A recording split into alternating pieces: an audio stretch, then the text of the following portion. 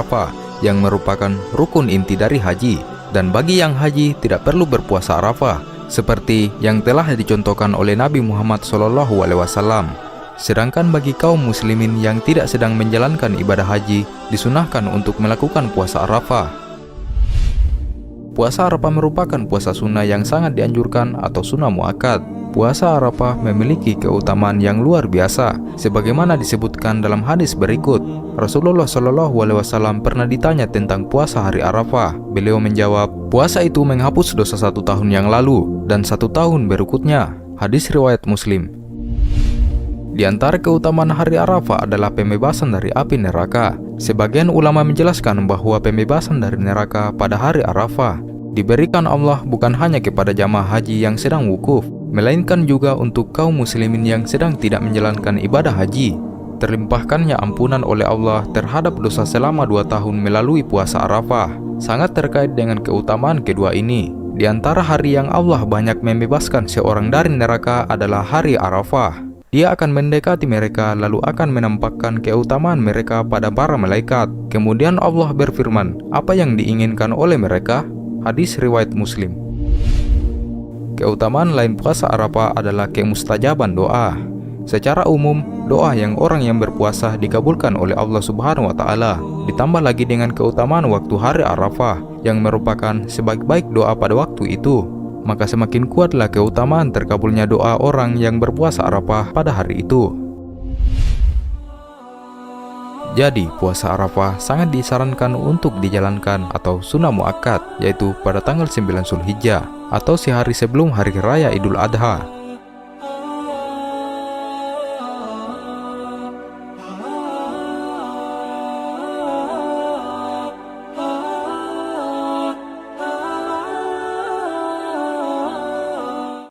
Bismillahirrahmanirrahim. Assalamualaikum warahmatullahi wabarakatuh. Cara mengerjakan sholat sunnah Idul Adha. Sholat sunnah Idul Adha dilakukan pada hari raya Idul Adha, yaitu pada tanggal 10 Zulhijjah. Waktu sholatnya mulai dari terbit matahari sampai tergelincirnya matahari. Adapun hukum dari sholat ini yaitu sunnah muakkad, baik bagi laki-laki, perempuan, mukim maupun musafir. Sholat ini boleh dikerjakan sendiri dan lebih utama dikerjakan secara berjamaah. Cara mengerjakannya yaitu berangkat menuju masjid atau tanah lapang atau biasanya lapangan, kemudian melakukan sholat tahiyatul masjid. Namun ini untuk yang sholatnya di masjid. Jika sholatnya di tanah lapang atau di lapangan, maka tidak melakukan tahiyatul masjid. Nah, setelah itu mengulang bacaan takbir. Dan setelah itu baru sholat dimulai dan kita melafalkan niat. Adapun niatnya adalah usolli sunnatal Idul Adha rakaataini lillahi ta'ala. Artinya, saya niat sholat sunnah Idul Adha 2 rakaat karena Allah Ta'ala. Kemudian pada rakaat pertama melakukan takbiratul ihram, doa iftitah, dan takbir sebanyak 7 kali. Dan setiap setelah takbir disunahkan membaca tasbih, kemudian membaca surat Al-Fatihah dan disambung dengan surat pilihan.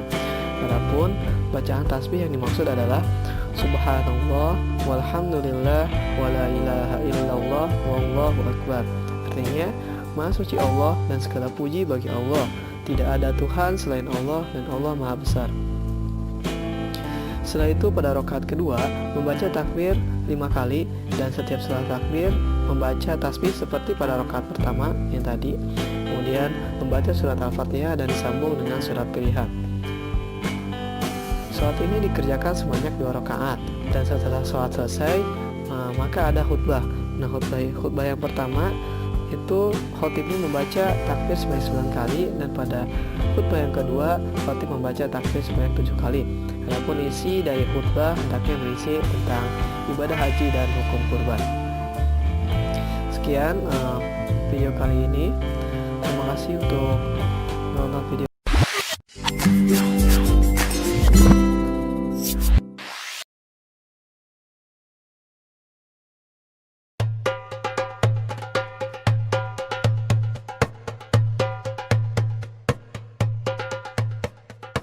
Nabi Ibrahim mempunyai 2 istri. Istri pertama bernama Sarah dan istri kedua bernama Hajar. Sarah melahirkan seorang anak laki-laki yang dinamakan Ishak, dan Hajar melahirkan anak laki-laki juga yang bernama Ismail. Sarah merasa kurang senang hidup bersama Hajar.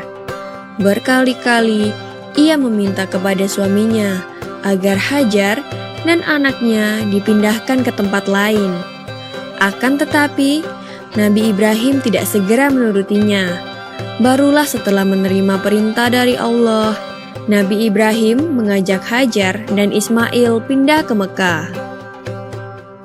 Ismail yang masih menyusu pada waktu itu terpaksa harus mengikuti kedua orang tuanya menempuh perjalanan yang begitu jauh dan melelahkan. Hajar dan Ismail ditempatkan di daerah padang pasir yang tandus, sunyi, dan terik matahari yang menyengat kulit. Tak ada seorang pun di sana kecuali mereka berdua. Setelah beberapa tahun Nabi Ibrahim alaihissalam meninggalkan anak dan istrinya itu, ia pun merasa rindu. Beberapa kali ia mengirim utusan untuk melihat keadaan anak dan istrinya itu. Dan ketika utusannya mengatakan bahwa anak dan istrinya dalam keadaan yang baik-baik saja, Nabi Ibrahim pun merasa lega. Ternyata kehidupan istri dan anaknya itu diberi serba kecukupan oleh Allah Subhanahu wa Ta'ala. Hajar dan Ismail dianggap sebagai pemilik dan pemimpin di Mekah, karena mereka berdualah yang pertama kali menetap dan bertempat tinggal di sana. Demikianlah Nabi Ibrahim tidak dapat menahan kerinduannya. Ia pun berangkat ke Mekah dan bertemu dengan Hajar dan Ismail di padang Arafah. Anak dan istrinya itu sedang menggembalakan hewan ternak yang cukup banyak. Dalam perjalanan pulang ke Mekah, setelah menggembalakan ternak, mereka beristirahat di Musdalifah karena kelelahan dan akhirnya tertidur. Dalam tidurnya yang sebentar itu, Nabi Ibrahim alaihissalam mendapat wahyu melalui mimpinya. Ia diperintahkan oleh Allah untuk menyembelih Ismail. Anak kesayangannya itu harus dikurbankan sebagai bukti patuhnya Nabi Ibrahim terhadap Tuhannya. Seketika itu juga Nabi Ibrahim terkejut dan berdebar-debar. Tampak begitu beratnya ujian kali ini. Ia pun akhirnya menguatkan hati demi rasa cintanya yang lebih besar kepada Allah Subhanahu wa Ta'ala. Ia juga pada akhirnya memberitahukan mimpi itu kepada Ismail. "Wahai anakku Ismail, dalam mimpi aku diperintahkan oleh Allah untuk menyerahkanmu sebagai kurban, dan aku harus menyembelihmu. Bagaimana pendapatmu, wahai anakku?" Kata Nabi Ibrahim. Ismail pun menjawab, "Wahai ayah, sekiranya itu perintah Allah, maka laksanakanlah apa yang telah diperintahkannya kepadamu. Aku akan tetap sabar dan ikhlas menerima cobaan ini." Dikisahkan iblis berusaha merintangi perintah Allah kepada Nabi Ibrahim. Berkali-kali iblis membujuk Nabi Ibrahim agar tidak melaksanakan perintah itu. Namun Nabi Ibrahim tetap melaksanakan perintah Allah, dan godaan iblis yang begitu dahsyatnya tak akan mampu meruntuhkan ketaatan Nabi Ibrahim kepada Allah. Nabi Ibrahim membawa Ismail ke atas bukit. Di sana, Ismail mengenakan kain penutup mata, dan pedang tajam pun sudah dipersiapkan. Ketika pedang itu sudah berada di leher Ismail, tiba-tiba tubuh Ismail pun diganti dengan seekor kambing yang gemuk oleh malaikat Jibril. Dengan demikian, selamatlah Ismail dari penyembelihan. Allah Subhanahu wa Ta'ala berfirman kepada Nabi Ibrahim, "Hai Ibrahim, kau sudah melaksanakan perintahku dengan ikhlas. Sebagai gantinya, aku berikan binatang ternak untuk disembelih. Ini adalah cobaan besar bagimu." Peristiwa itu terjadi pada tanggal 10 Dzulhijjah di Mina, dan sampai sekarang dirayakan seluruh umat muslim sebagai hari raya Idul Adha. dan umat Islam yang melaksanakan ibadah haji juga dapat melakukan kurban di Mina sebagai penghormatan atas Nabi Ibrahim alaihissalam.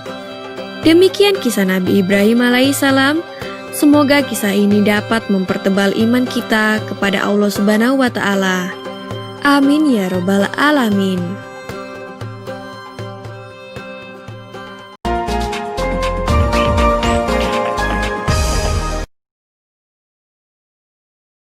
Assalamualaikum Pak Haji.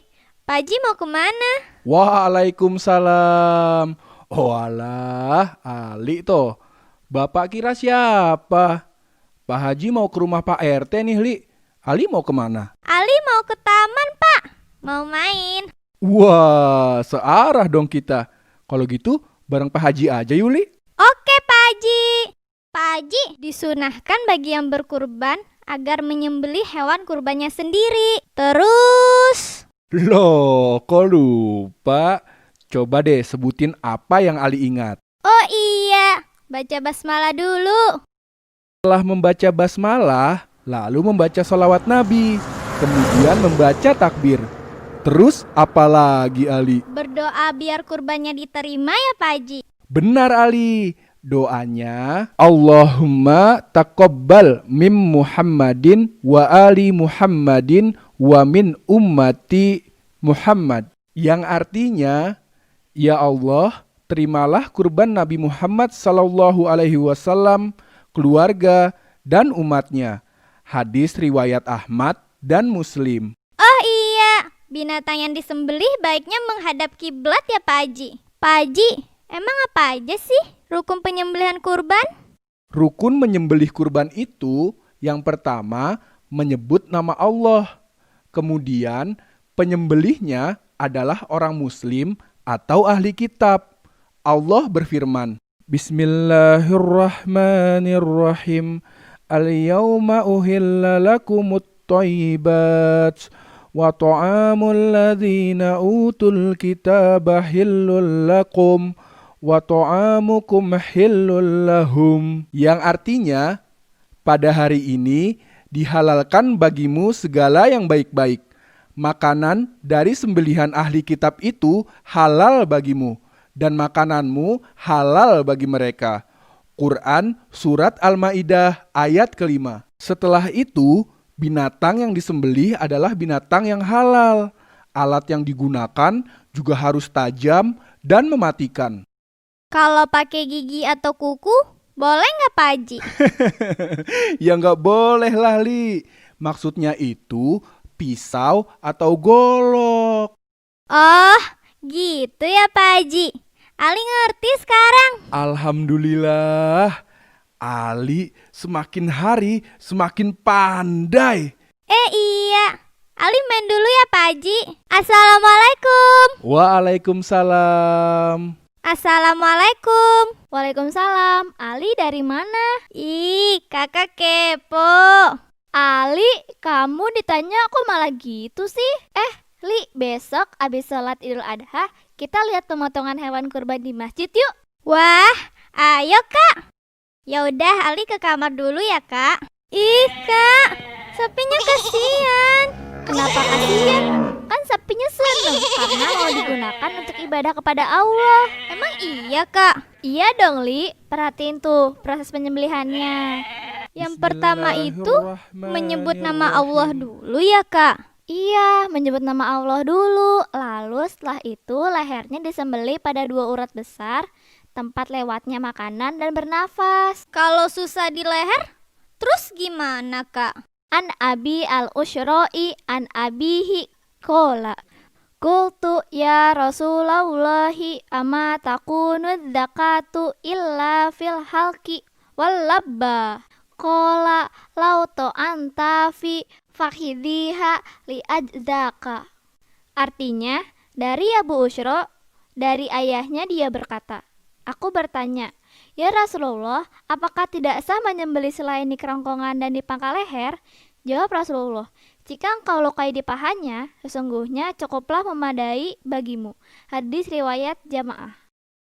Aisyah, Ali, sini yuk bantu Pak Haji membagi daging kurban. Emang cara pembagian daging kambing itu gimana sih Pak Haji? Para ulama menjelaskan bahwa pembagian yang utama itu sepertiga untuk dimakan, sepertiga untuk disimpan, dan sepertiga untuk disodakohkan. Oh iya, tolong antar daging ini ke rumah Pak Umar ya. Oke Pak Haji. Allahu